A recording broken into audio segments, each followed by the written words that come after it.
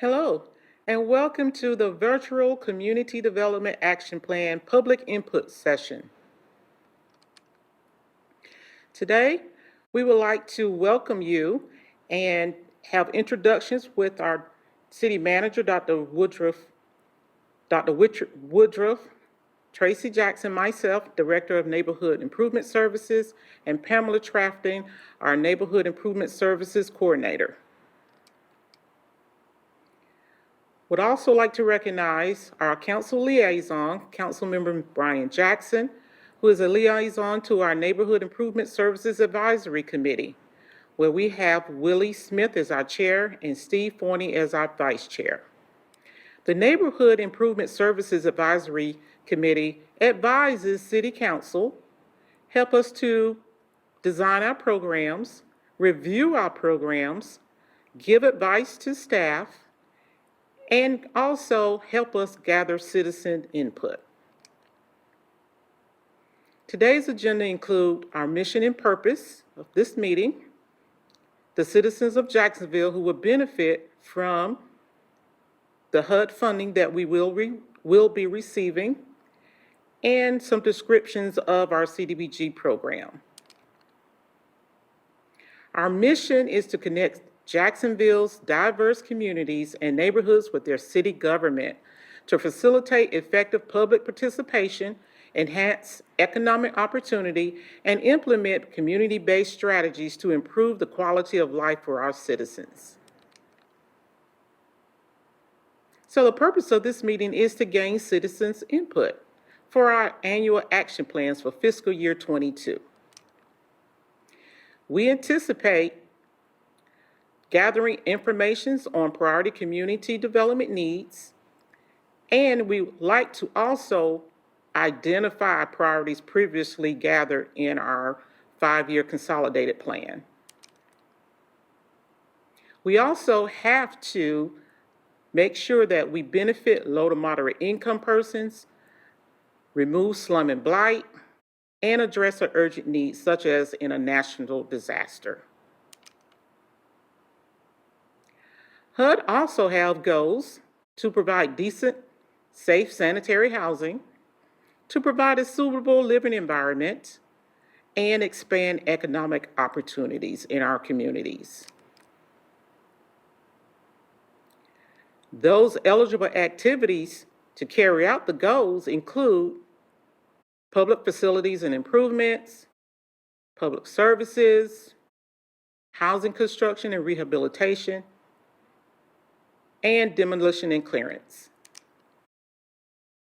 So the planning process includes citizens' input for housing and community development activities, as we expect to get about $369,000, along with $221,000 in program income to prepare our action plans for fiscal year 22.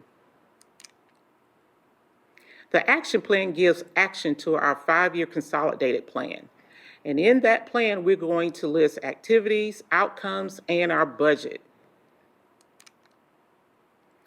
Over the last 10 years, we have had a decrease in about $200,000 in our annual funding. We started out in 2011 of receiving $570,000, and we're now down to, in fiscal year 21, receiving only $369,000. With that, priorities are identified, resources are decreasing, and of course the needs are greater than our resources. We have several areas in the city limits of Jacksonville. We can spend our HUD money citywide, but we can also target our money in areas such as the downtown area. We also have direction from HUD that Georgetown and New River have been identified in our 2010 census as low-income areas. What that means is, in Census Tract 26 on New River in Georgetown, more than 74% African Americans live there. And of those people that live there, 37% are low-income households. And the median income is less than $25,000. And that also means that they pay 44 to 59% greater than 30% just for housing. So what that means is we have to identify our priority needs: homelessness, suitable living environments, special housing needs, special populations, affordable housing, and public services. With those needs, we have identified activities which we will have our CDBG initiatives. We currently have housing rehabilitation for owner-occupied housing in the city limits, down payment assistance up to $25,000 provided by North Carolina Housing Finance Agency or the city, home buyer education, which is required for our down payment assistance program, clearance and demolition, which eliminates slum and blight, acquisition and reconstruction, which is focused in country club villas and scattered sites, public services, where we collaborate and partner with nonprofit agencies, public facilities, to include the homeless shelter, Kincher renovation, public improvements, which we have Georgetown Park improvements ongoing as we speak. I mentioned acquisition and reconstruction. Here is a photo of the progress that we made at 444 Myrtlewood Circle. We purchased the property, and we had a contractor. We partnered with a contractor, and we had them gut out all of the repairs and things that are needed to bring that house up to at least minimum standards.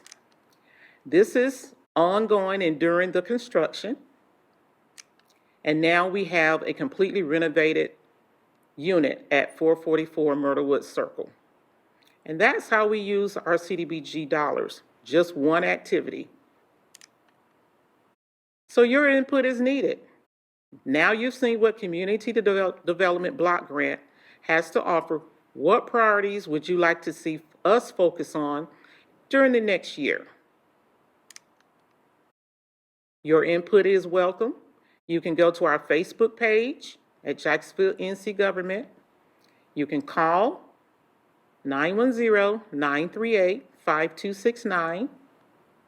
You can email me, tjackson@jacksonvillenc.gov, or you can send us a letter in the mail for CD Action Plan input, P.O. Box 128, Jacksonville, North Carolina, 28541. We welcome your input so that we can submit our plan to HUD by May 15th. Thank you, and we appreciate your time and attention.